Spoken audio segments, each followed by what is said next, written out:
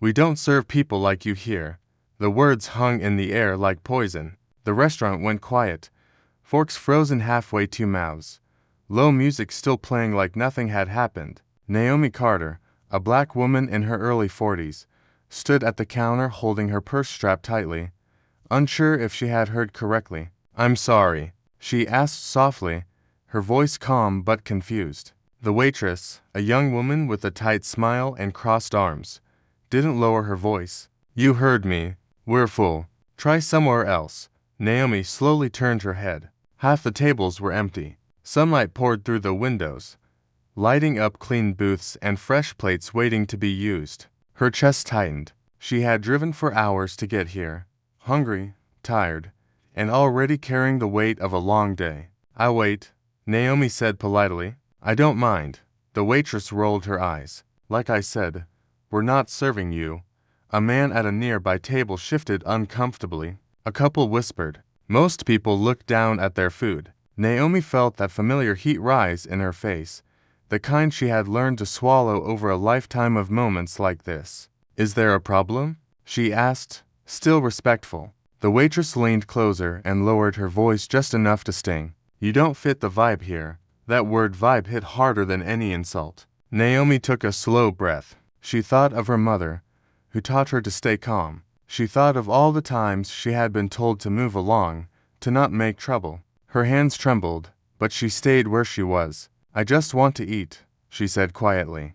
The waitress turned away, calling out loudly, "Next customer." Like Naomi had vanished. A man stepped forward. He was served immediately. Naomi stood there, invisible but burning. She could feel eyes on her back, feel judgment without words. She considered leaving. It would be easier. It always was. But something inside her refused. She took out her phone and checked the time, unsure why, just trying to ground herself. What she didn't know, what no one in that restaurant knew, was that above them, tucked inside a small black dome in the corner of the ceiling, a hidden camera was recording everything. And the owner of the restaurant was watching it live from his office across town. He was watching the refusal, the looks, the silence, and with every passing second, his face was growing darker. Because this wasn't just bad service. It was something far worse. And in a few minutes, the truth would walk straight through the front door. Naomi stayed standing at the counter, her legs beginning to ache, her stomach still empty, her pride holding her in place. The waitress moved on like nothing had happened, laughing softly with another customer, pouring coffee, smiling wide. That smile hurt more than the words. Naomi watched it and felt the familiar mix of anger and sadness rise inside her chest. She had seen this smile before. It was the smile people used when they wanted to pretend they were good while doing something wrong. Naomi glanced around the restaurant again. Empty tables, clean menus, no full sign anywhere. Everything the waitress said was a lie, and everyone in the room knew it. Still, no one spoke up. A middle-aged woman at a nearby booth looked at Naomi for a moment, then quickly looked away. A man shifted in his seat, uncomfortable, but stayed silent. Naomi understood their silence. She had been that quiet person before, too afraid to cause trouble. But today, being silent felt heavier than speaking. She took a small step forward. "Excuse me," she said, her voice still calm but firmer now. "Can I speak to the manager?" The waitress stopped and turned slowly, her smile gone. "The manager isn't here," she said sharply. "And I told you, we're busy." Naomi nodded. "Then I'll wait," she replied. The waitress scoffed. "You can wait outside." That was it. That was the moment the room changed. A few heads lifted. Someone whispered, "Did she just say that?" Naomi felt her heart race, but she stood tall. "I won't wait outside," she said quietly. "I'm a paying customer." The waitress leaned closer, her voice low and angry. "You're making a scene." Naomi met her eyes. "I didn't start it," she replied. Across town, in a small office filled with security screens, Marcus Hale, the restaurant owner, leaned forward in his chair. He had installed hidden cameras months ago not to spy on customers, but to protect them. Complaints had come in before, subtle ones, easy to dismiss. But now he was watching it all unfold in real time. He saw the empty tables. He saw the body language. He saw Naomi standing alone while others were welcomed. His jaw tightened. Unbelievable. He muttered. Back in the restaurant, Naomi's hands shook slightly as she rested them on the counter. She didn't yell. She didn't cry. She simply stood there, demanding the same respect everyone else received, without asking. The waitress turned her back again, trying to erase her. But this time, Naomi didn't feel invisible. She felt seen, though she didn't yet know by whom. And somewhere, a decision had already been made. The front door was about to open, and when it did, the truth would no longer be quiet. The bell above the restaurant door jingled softly, but no one paid attention at first. Most eyes were still fixed on Naomi and the waitress, locked in that uncomfortable silence that comes when something wrong is happening and everyone knows it. Naomi felt her heart pounding, but she refused to look away or step back. She had done nothing wrong. The waitress finally snapped, grabbing menus from the counter and slamming them down. "I told you already," she said loudly, her patience gone. "We don't have to serve everyone." The words landed hard. A hush fell over the room. Naomi took a slow breath, her voice steady despite the tremble inside her. "That's not how this works," she said. "This is a public place." The waitress laughed sharply. "Not for you," she muttered. Across town, Marcus Hale was already on his feet. He grabbed his jacket, eyes still burning from what he had just watched on the screen. He replayed the clip once more. The refusal, the empty tables, the cold tone. It was clear now. This wasn't a misunderstanding. It was a choice. And it was happening in his restaurant. He didn't call ahead. He didn't warn anyone. He got in his car and drove straight there, his mind racing with anger and disappointment. He had built that place to feel welcoming, a space where families gathered and strangers felt safe. Watching that moment unfold felt like a personal betrayal. Back in the restaurant, Naomi felt time stretching. The waitress served another table, laughing again, avoiding eye contact with her on purpose. Naomi wondered if she should leave. She imagined herself walking out, driving away, carrying the hurt quietly like she always had.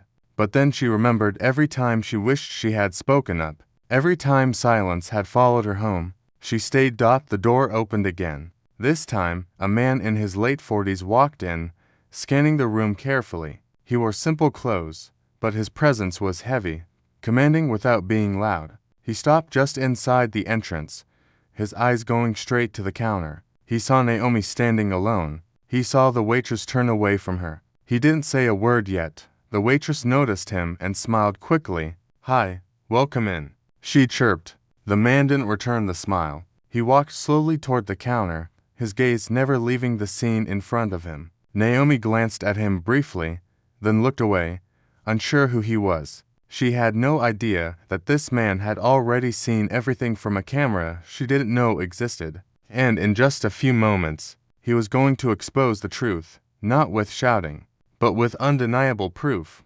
The man stopped a few feet from the counter and let the silence stretch, long enough that the low music felt awkward and the clinking of dishes sounded too loud. The waitress glanced at him again, her smile tightening. "Sir, can I help you?" she asked. He didn't answer right away. Instead, he looked at Naomi, really looked at her. He saw the way she stood straight even though her hands shook, the way she held her purse like it was the only thing keeping her steady. Then he turned back to the waitress. "Why hasn't she been served?" he asked calmly. The waitress shrugged. "We're busy," she said quickly. He tilted his head slightly. "Busy," he repeated, gesturing around the room. "Half your tables are empty." A few customers shifted in their seats. Someone cleared their throat. The waitress crossed her arms. "We can refuse service if we want," she snapped. The man nodded slowly, as if taking notes in his head. "You're right," he said. "You can." He reached into his jacket pocket and pulled out his phone. "But you should know something."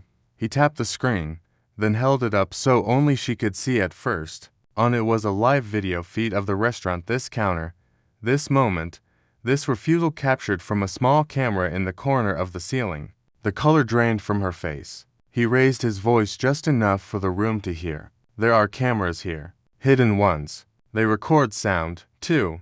A murmur rippled through the restaurant. Naomi's breath caught. The man turned to face everyone now. "I'm Marcus Hale," he said evenly. "I own this place. Gasps spread like a wave. The waitress took a step back. I was just so she stammered. Marcus held up a hand. I watched you refuse service. I watched you lie about being full. I watched you tell this woman she doesn't fit the vibe. Each word landed harder than the last. He looked around the room, and I watched everyone else stay quiet. The silence was heavy, uncomfortable, unavoidable. Marcus turned back to Naomi, his voice softening. Ma'am, I am so sorry. Naomi felt tears sting her eyes, but she nodded, unable to speak. Marcus straightened and faced the waitress again. You're done for today, he said firmly. Hand in your apron. The waitress froze, shock and fear battling on her face. For the first time since she walked in, Naomi felt something shift not just in the room, but inside herself. The truth was no longer hidden, and it was finally being heard. The waitress stood frozen, her apron still tied, her mouth opening and closing like she wanted to explain, but didn't know how. I didn't mean it like that, she finally said, her voice thin and shaky. I was just following. Stop, Marcus said calmly, but with a firmness that left no room to argue. There is no policy here that says you choose who belongs. He reached out and gently took the menus from the counter, placing them down himself. The room stayed silent. Every customer was watching now. There was no pretending anymore. The waitress slowly untied her apron, her hands trembling, and placed it on the counter. She didn't look at Naomi. She COULDN single quotes T. Marcus turned toward Naomi again.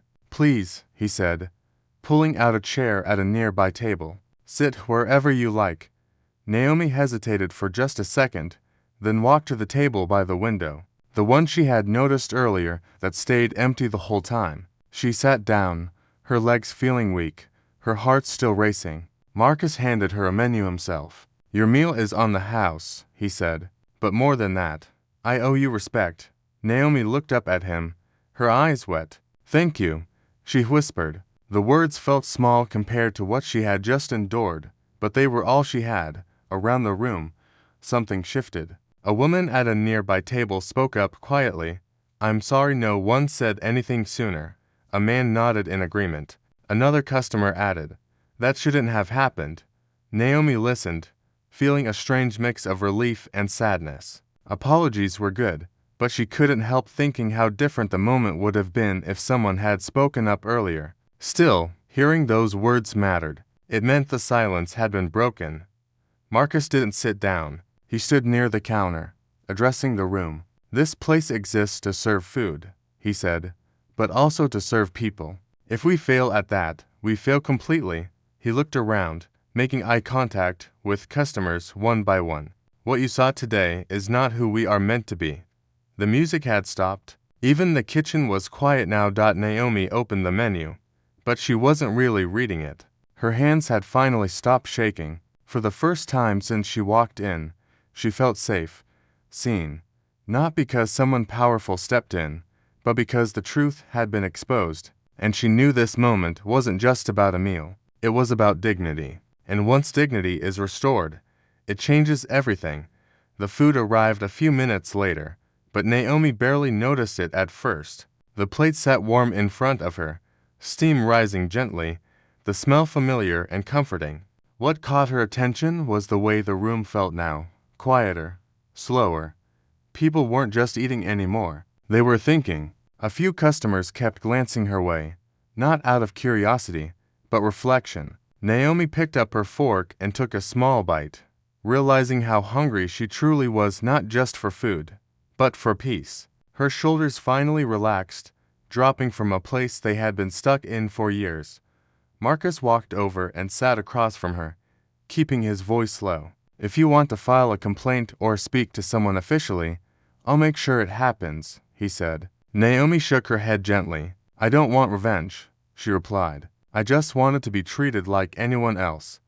Marcus nodded, his eyes heavy with understanding. That's exactly why this matters, he said, because it shouldn't take cameras or owners to make that happen. Naomi looked at him, surprised by his honesty. Most people in power rush to defend themselves. He didn't. He listened. In the kitchen, staff members whispered quietly, the mood tense but thoughtful. One server wiped her hands on her apron and said softly, "That could have been my mom." Another nodded. The moment was spreading, not loudly, but deeply. Marcus stood again and addressed his team. "We're closing early today," he said. "We need to talk." There was no anger in his voice, just seriousness. Everyone understood this wasn't about punishment. It was about change. Naomi finished her meal slowly, each bite grounding her back into her body. She paid nothing. She owed nothing. As she stood to leave, Marcus walked her to the door. "Thank you for staying," he said quietly. Most people would have walked out. Naomi paused, then said, "I stayed because I was tired of leaving." Outside, the sunlight felt warmer than before. She stood on the sidewalk for a moment, breathing deeply, letting the moment settle. She knew she would remember this day not because of the pain, but because of the shift. Something had been exposed, something had been corrected, and something inside her had finally healed enough to stand tall. The story wasn't over yet, but the hardest part was behind her. News travels fast, especially when truth is involved. By the next morning, the video from the restaurant's hidden camera had spread across social media. Not the whole clip, just enough to show the refusal, the silence, and the moment the owner stepped in. Naomi didn't post it. Marcus didn't either. But someone in the restaurant had.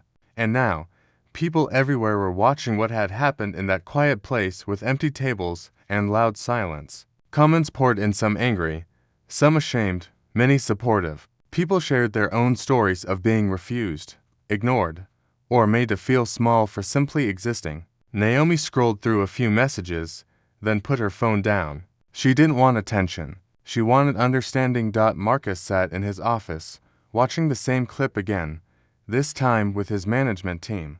"This isn't about one waitress," he said firmly. "It's about what happens when bias goes unchecked." Policies were rewritten. Training was scheduled. Cameras that once felt hidden now felt necessary, not as threats, but as mirrors. "If we don't like what we see," Marcus added, "we change." The waitress who had refused Naomi didn't show up to collect her things. She sent a message instead, short and defensive. Marcus read it once and archived it. "Growth doesn't always come with apologies." Naomi returned to her daily life, work, errands, routine, but something was different. She walked a little taller. She spoke a little firmer. When a coworker asked about the story she'd seen online, Naomi simply said, "I stayed."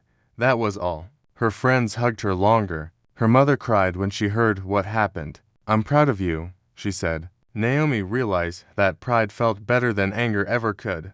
A week later, Marcus sent Naomi a letter, not public, not posted, just a simple note. "Thank you for staying. Thank you for reminding us who we're supposed to be." Naomi folded it carefully and placed it in a drawer. She didn't need proof anymore. She had lived it. The restaurant reopened with a sign on the door.